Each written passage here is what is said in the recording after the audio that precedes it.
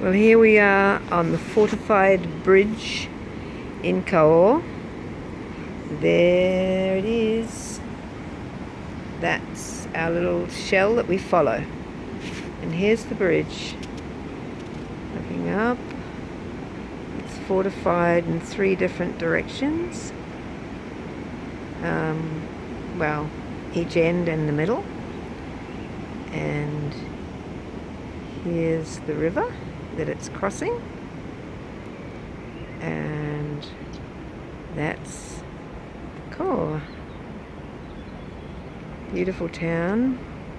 There's the other tower on the other end of the bridge, and here, you can see in the sky we've had some pretty stormy weather, but hasn't been too bad, and there's the river going down on the other side.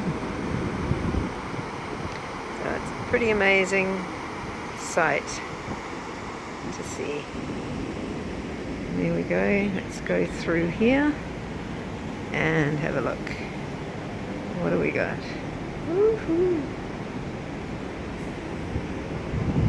Back down the river, and you can see good part of the town.